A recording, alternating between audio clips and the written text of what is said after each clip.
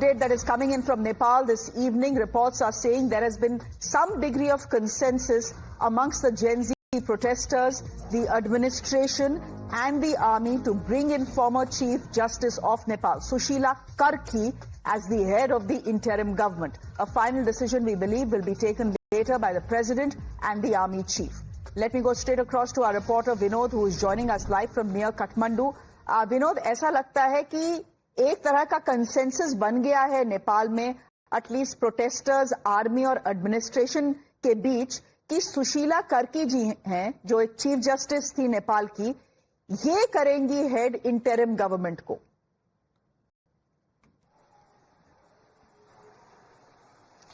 बिल्कुल, देखिए, आज सुबह से लगातार बैठकों का दौर चल रहा था। देर शाम करीब 4 बजे ये बैठक में इस बात को लेकर जो जेनजी के लोग थे वो उन्होंने पहले बालन शाह के नाम पर सहमति जताई थी, लेकिन जो खबर है, सोर्सेज दावा कर रहे हैं कि बालन शाह ने कोई रिस्पॉन्ड नहीं किया उन्होंने इस बात को लेकर कि वो क्या गवर्नमेंट में पार्टिसिपेट करेंगे और क्या वो इंटरिम प्राइम मिनिस्टर का पोस्ट एक्सेप्ट करेंगे। इसको लेकर बालन शाह की तरफ से कोई रिप्लाई नहीं किया गया।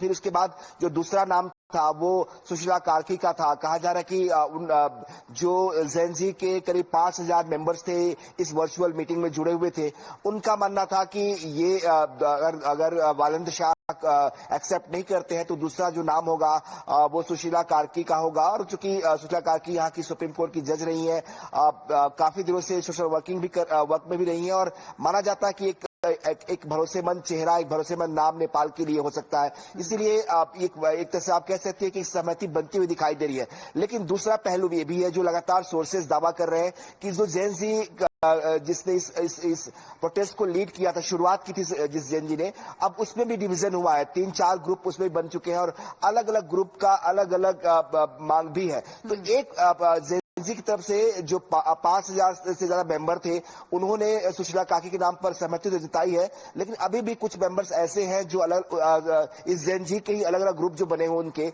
जो इसको लेकर अभी तक मुतमईन नहीं है। अभी तक वो उनका स्टैंड क्लियर नहीं हुआ है, तो थोड़ा सा हमें और वेट करना होगा।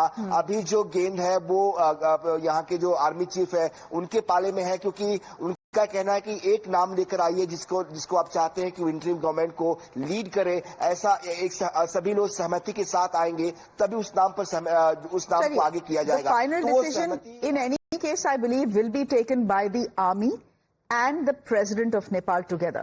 But you're saying we just need to wait. Things could change. For the moment, it seems there is some degree of consensus on the name of the woman on your screens. Let's tell you who Sushila Karki is. She, ladies and gentlemen, is the first woman Chief Justice of Nepal's Supreme Court.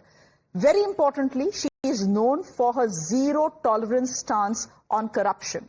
She has an India Connect. She completed her PG in political science from BHU, which is the Banaras Hindu University. She faced impeachment motion from the ruling government in 2017. She became a civil activist after leaving the judiciary. Is she the person who will be leading Nepal, hopefully, into normalcy?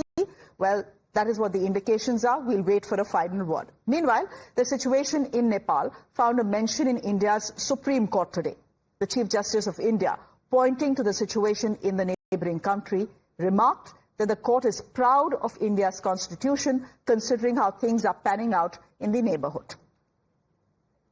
Let's move